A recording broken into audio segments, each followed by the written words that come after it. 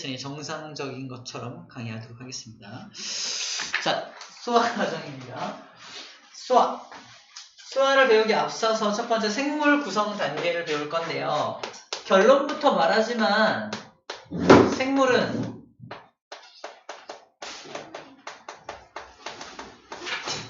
암기 70, 이해 30.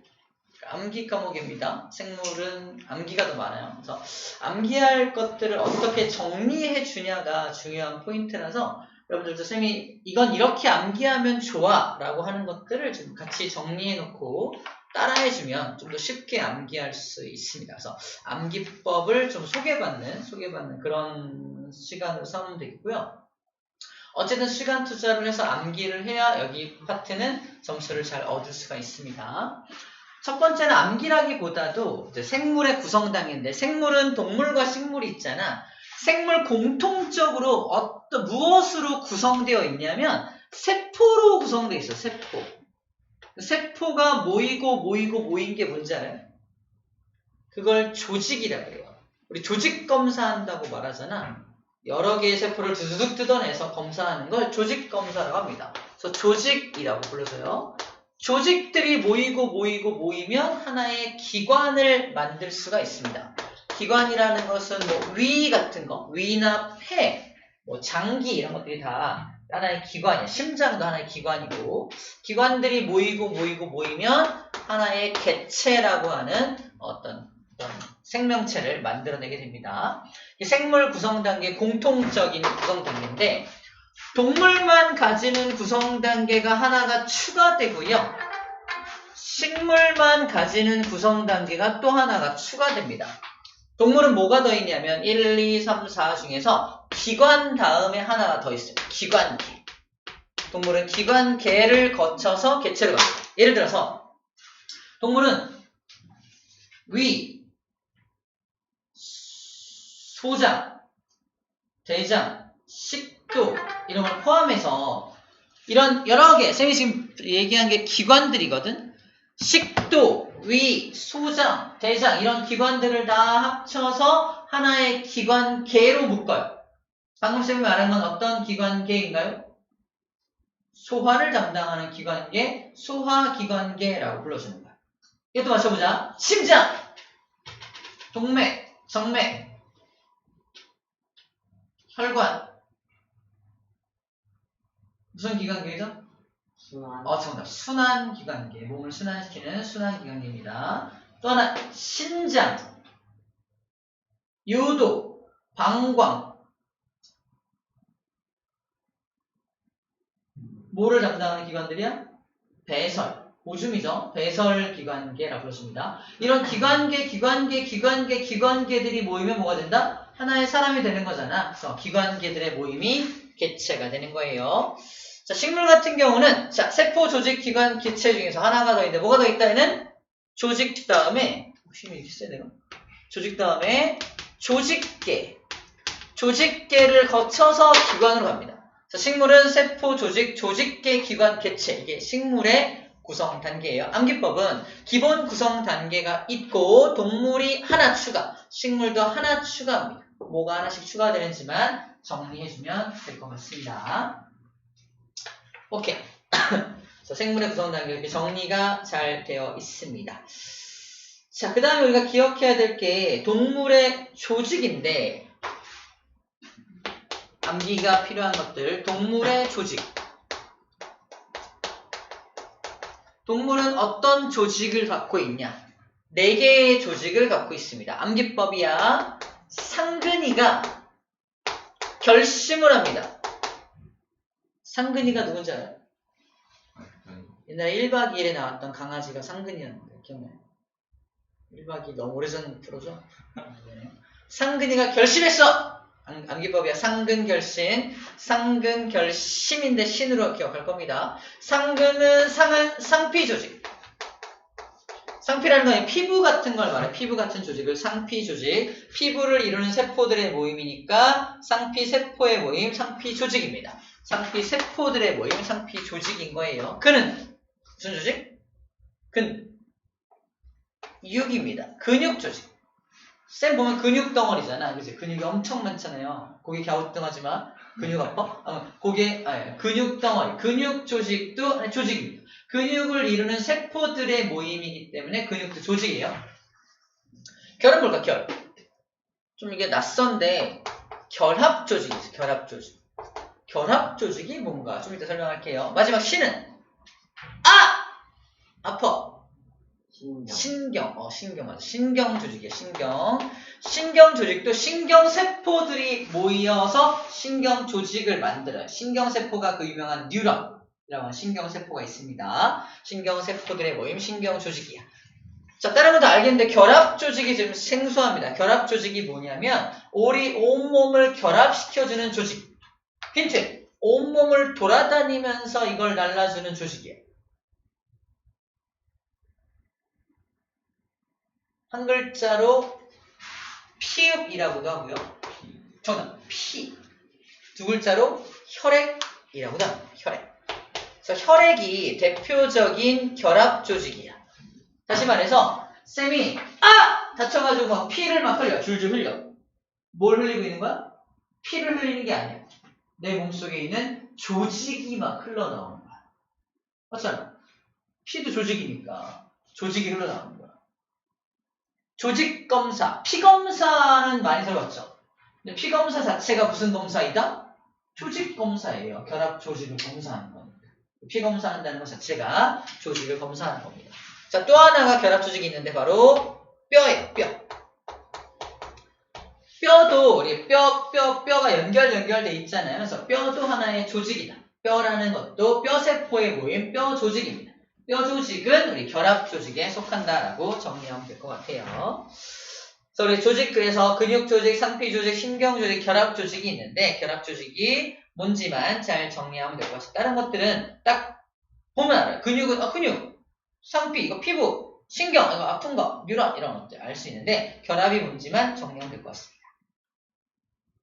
기관은 위, 폐, 간, 심장, 콩팥, 방광 이런 것들이 기관이고 기관계는 쌤이 아까 예를 들었던 소화기관계, 소화기관계를 줄여서 소화계, 순환기관계를 줄여서 순환계, 호흡기관계를 줄여서 호흡계, 배설기관계를 배설계라고 불러줍니다.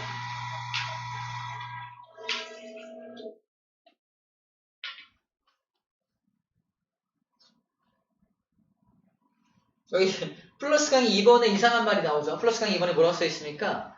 삼겹살은 기관인가요? 기관이 아닌가요? 삼겹살. 삼겹살도 근육도 있고요. 지방도 있고 층이 여러 개 있잖아요. 삼겹살도. 층이 여러 개 있지만 얘는 기관이라고 부를 수가 없는 게 기관의 정의 봐봐. 기관은 무슨 정의입니까? 기관의 정의 밑줄자. 여러 조직이 모여. 삼겹살도 여러 조직이 모여 있는 거 맞아. 하지만 고유한 모양을 가지고 있어야 하고요. 위처럼 고유한 모양을 갖고 있어야 되고 고유한 기능을 가지고 있어야 합니다. 삼겹살은 무슨 기능을 하죠? 그냥 먹히는 기능인가? 보온 기능을 하는.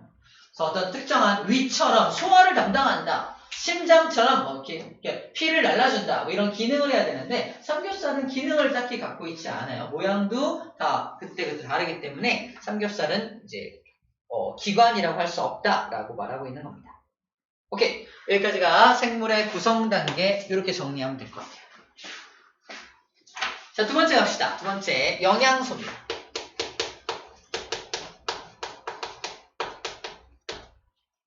자, 여러분들이 알고 있는 영양소를 한번 얘기해볼까? 영양소. 우리 몸속에 영양소가 있어요. 영양소. 뭐가 있지?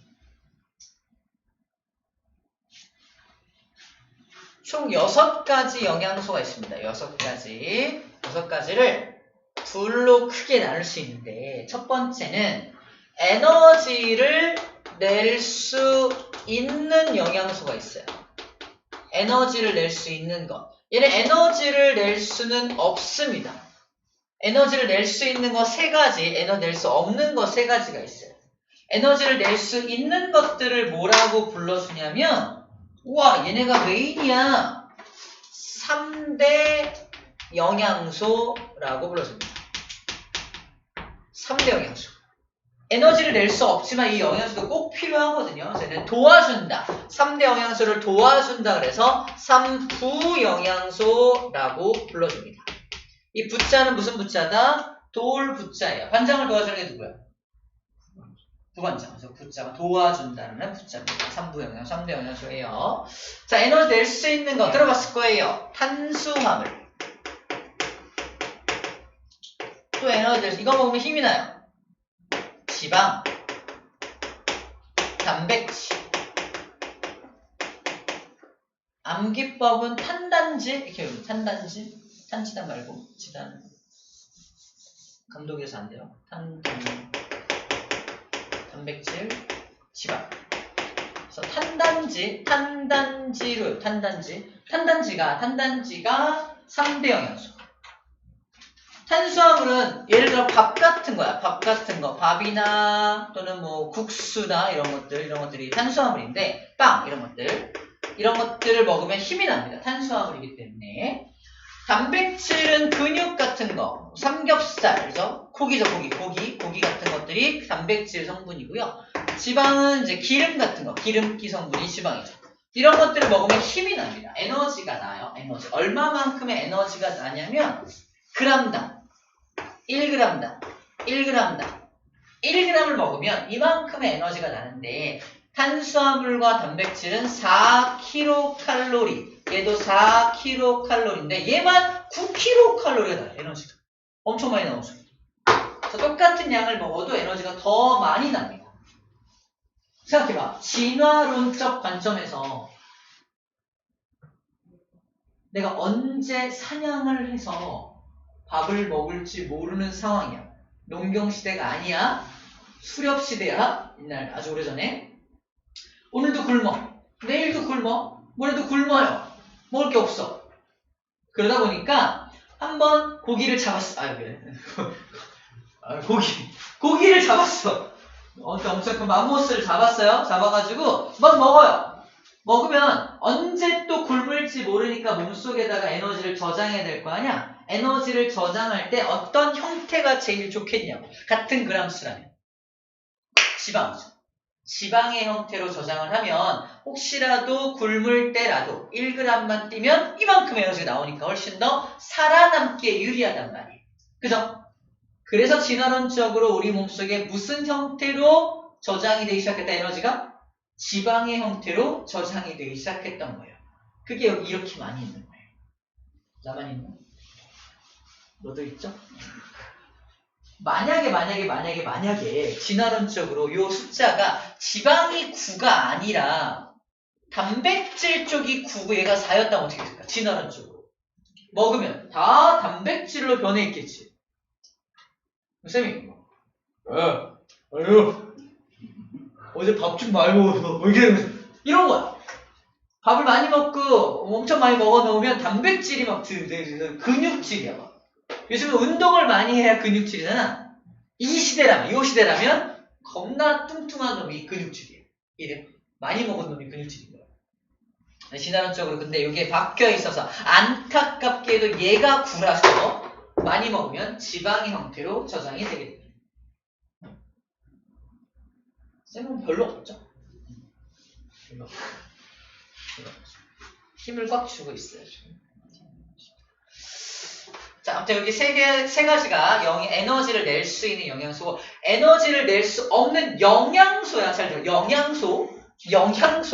꼭 영양가가 있어야 영양소가 아니라는 거 얘기하는 중이야. 영양가가 있다는 말은 에너지를 낼 수 있다는 말로 통칭되기 쉽기 때문에 조심해야 됩니다. 에너지를 낼 수 없지만 얘도 영양소야. 뭐가 있을까? 완전 신기하게 물이 영양소예요. 물 먹으면 힘나나요? 그런 거 아니잖아. 하지만 저 3대 영양소가 잘 에너지를 낼 수 있도록 도와주는 물질이기 때문에 물도 영양소입니다. 그 다음에 무기염류, 무기질이라고 하는데 무기질 이게 뭐 칼슘이나 나트륨이나 뭐 칼륨이나 등등 이런 것들을 무기질이라고 해요. 무기질도 3부 영양소에 해당합니다. 이거를 좀 우리가 알기 쉽게는 미네랄이라고, 미네랄. 같은 말이야. 무기질 성분을 무기염류 또는 미네랄이라고 불러줍니다. 아마 영어로 미네랄인 것 같아요. 미네랄. 세 번째 영양소가 뭐냐면 바로 비타민. 비타민도 영양소입니다. 우리가 과일 먹으면 비타민 섭취가 되잖아. 과일을 먹어서 비타민 섭취가 되어야지만 얘를 도와서 에너지를 잘 낼 수가 있는 거야. 그래서 물, 무기염류, 비타민, 무기염류가 들어있겠다. 무기염류라는 말을 더 많이 써요. 무기염류, 비타민 이 세 가지가 3부 영양소에 해당합니다. 외워야 됩니다. 어떤 역할을 하는지. 우리 책에 영양소, 3대 영양소, 에너지원으로 이용되는 거, 탄수화물, 단백질, 지방이 소개가 되어 있어요. 청소년에게 특히 많이 필요한 건 단백질이 많이 필요합니다. 이유는 키 커야 되니까. 키가 커야 되니까. 쌤도 단백질이 많이 필요해요. 키 커야 되니까. 우리 무기염류, 비타민, 물까지 정리하고 잠깐 볼게요. 우리 12쪽 맨 위에 무기염류는 뭐냐? 뼈나 이, 혈액 등을 구성하는 거, 나트륨, 철, 칼슘, 칼륨, 마그네슘, 인 같은 것들이 무기염류다. 어디 많이 들어있다? 멸치, 버섯, 다시마, 우유에 많이 들어있다. 이런 말 쓰고 있고요. 비타민은 과일이나 채소에 많이 들어있는데 종류가 비타민 A, B, C, D 이런 것들이 있다라고 적혀져 있습니다. 자, 물은 몸의 구성 성분 중에 가장 많이 들어있고요. 여러 가지 물질을 운반해주는 기능, 피를 통해서 운반해주는 기능을 담당을 하죠. 체온 조절에도 도움을 주는 게 물의 기능입니다. 비타민 결핍증이 간단하게 소개가 되어 있는데 이거는 쌤이 지금 잠깐 암기법을 소개하도록 할게요. 일단 두 가지 암기법을 소개할게요. 첫 번째는 몸의 구성 성분, 몸을 구성하는 물질.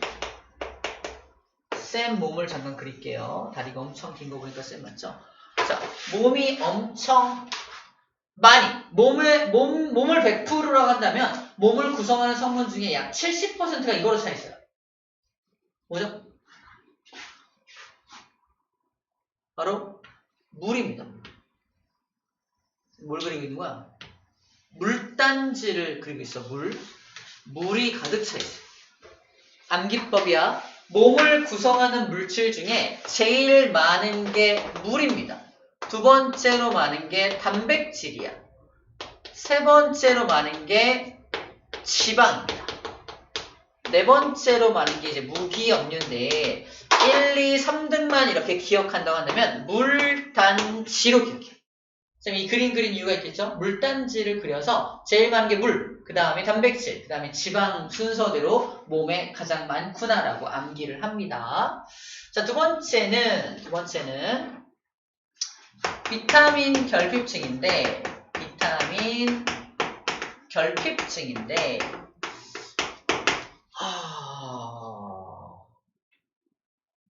비타민은 A가 있고요. B가 있고요. B가 1도 있고 2도 있어요. C도 있고요. D도 있고요. E도 있습니다. A, B, C, D, E가 있습니다. A, B, C, D가 있습니다. 지금 쌤이 약간 특이하게 쓴 게 B가 2개 있죠? B가 2개 있어요. B가 되게 유명한 댄스 가수라서 아류가 있는 거야. B 아나요? B야. 오늘 비가 많이 와서 2개라고 할까? 그래서 B가 2개가 있다는 걸 기억해야 되고요. 그 다음에 A, B, C, D인데 D하고 E 순서를 바꿔놨죠. 이야기를 만들기 위해서 그래요. 이야기를 만들기 위해서. 자, 비타민 결핍증은 이런 이야기로 정리할 수가 있습니다. 어떤 이야기냐면 그림 한 장으로 정리할 수 있는데 이 그림 한 장이 머릿속에 좀 들어가면 좋겠네요. 자, 산이 있는데요. 산이 있는데 이렇게 생긴 산이에요. 이 산의 이름은 가운데 각도가 있기 때문에 각이 하나 있어서 원각산입니다. 무슨 산이라고요? 원각산이야.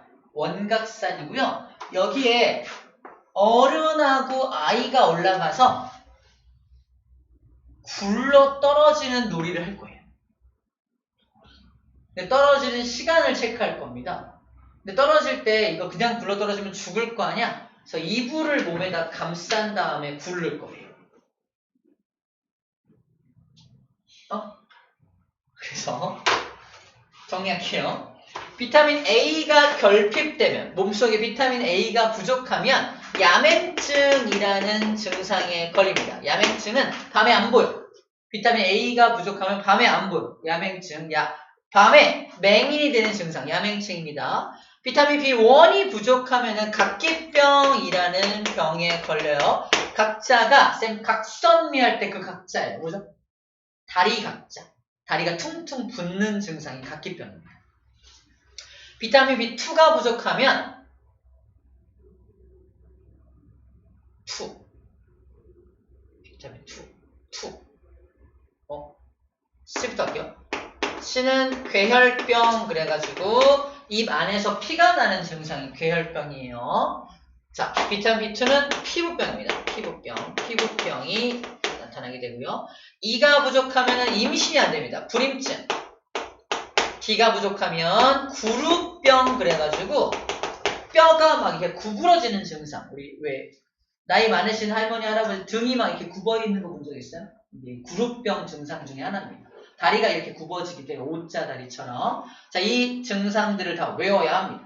암기법이야. 암기법은 앞 글자 따서 외울 건데 얘는 얘는 1, 2,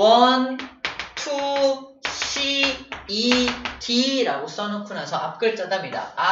야 부릅니다. 이거 어른하고 아이가 같이 간다 했잖아. 어른이 아이를 부르는 거야. 아이야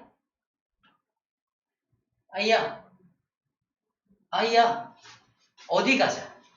원각산에 가자.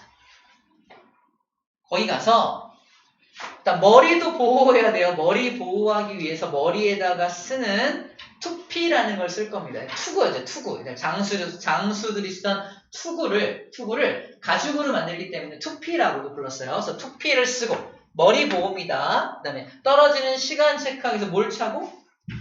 안타깝지만 시계를 차고. 암기법이야. 오늘 되게 분위기 싸하다 오늘. 그 다음 몸 보호하기 위해서 뭐 덮는다 그랬지? 이불을 덮고 그죠? 뭐 한다고? 뒹구르자잖아. 뒹구르자. 자, 암기법입니다. 아이야 원각산 가서 투피 쓰고 시계 차고 이불 덮고 뒹구르자. 이게 이제 비타민 결핍증에 대한 암기법입니다. 쌤이 머리가 좋지가 않아요. 근데도 여태까지 기억하고 있다는 건 꽤 쓸만하다는 겁니다. 그래서 나중에 이제 시험 문제 실제 나왔을 때 어떻게 적용되는지 보여주도록 할게요. 뭐 다 알만한 병들이죠? 자, 요 그림도 함께 기억하면 좋을 것 같습니다. 플러스 강의 1번에 나와 있는 게 바로 이 내용이에요. 112쪽 맨 위에 오른쪽 위에 괴혈병, 비타민 C 결핍증으로 괴혈병만 나와 있는데 다른 것들도 다 결핍증이 존재합니다. 아마 학교에서도 이 여러 가지 결핍증을 알려주시기 때문에 선생님도 같이 좀 소개를 했습니다. 오케이, 일단 문제 하나 풀고 갈게요. 우리 11쪽에 문제 있죠? 11쪽 문제 좀 풀고 갑시다.